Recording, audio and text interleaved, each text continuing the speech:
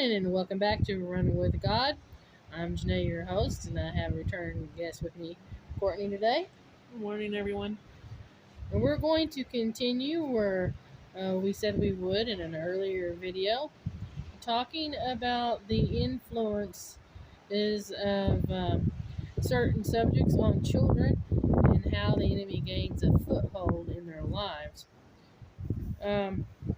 You had mentioned to me before that at an early age you became aware of certain things that was passed down through the native religion through your mother's generations, um, and elaborate on how you wanted that gift, what you thought was a gift even though it wasn't. Uh, like I would just hear stories about what certain things they had through because the religion is like through medicine, and like there are certain things about like being able to know things, feel things.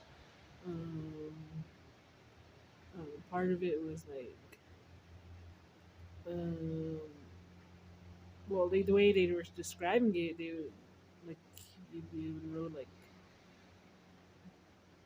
people had this bad stuff, Kind of like a being seer. aware of it. Mm-hmm. Yeah, but I didn't know about it, so I didn't think anything. So I would like wonder, like, because I know of it being going through generations, and I wonder if I would get something like that, or Mm-hmm. if it just passed by me. Right. Yeah, And not being taught the difference between the rightness or the wrongness of it, and still being in the church until you were an older person, you weren't taught the difference, and so uh, it didn't seem like it was a bad thing, did it? no, just it caused a lot of curiosity to me. Mm-hmm. And that wasn't a good thing because there was openings around you.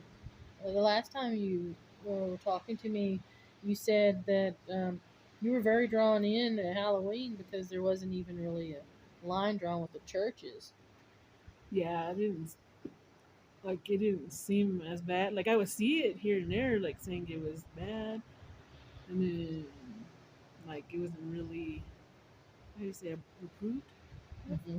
Yeah, and like I remember us going to a church that would be doing a trunk or treat on Halloween, and us thinking, oh, okay, so it's at a church, so it's okay. Right. Yeah.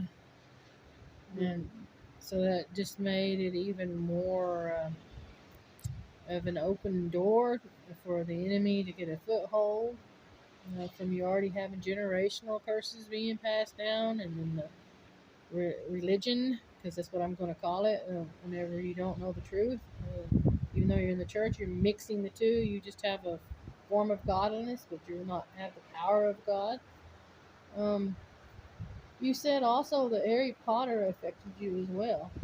Yeah. I was really drawn to Harry Potter.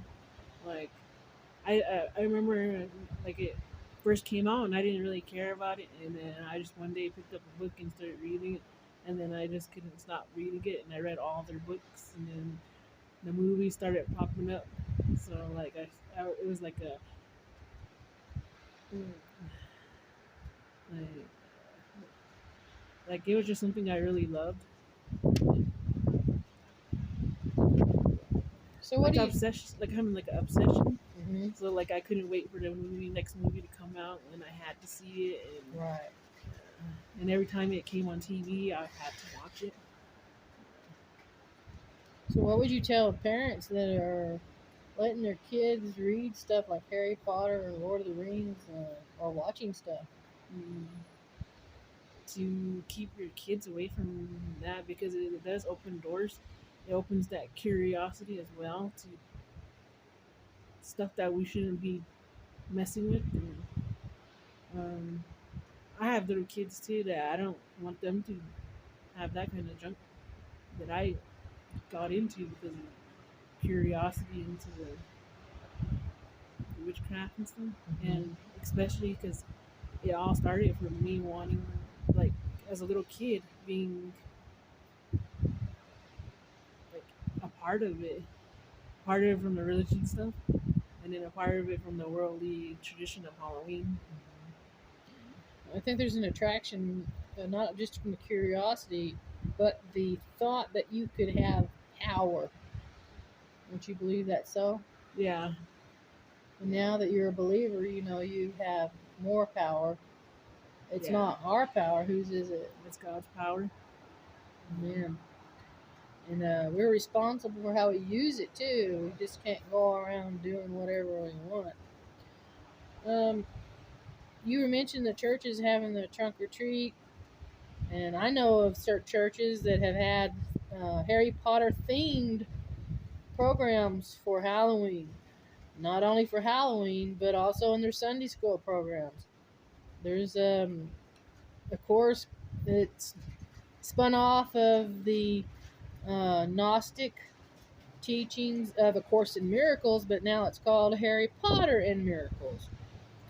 And we need to be more accountable. We need to be more cautious. We need to be more discerning in the spirit realm instead of just allowing things to keep creeping in. It's one thing for it to get into the school system and them to use it as curriculum, but when you let it in the church, there's something wrong with that. Um, there's a couple of mainline churches that I am aware of. They have uh, magazines that go out monthly, and they have endorsed Harry Potter. And you would be shocked if I said which main lines they are. And that's one of the reasons why I come out from among one of them. So uh, be careful of who you listen to, what they're doing, and pray when you think something's wrong, and go to the Word for your foundation, not just what someone is telling you if it sounds a little off.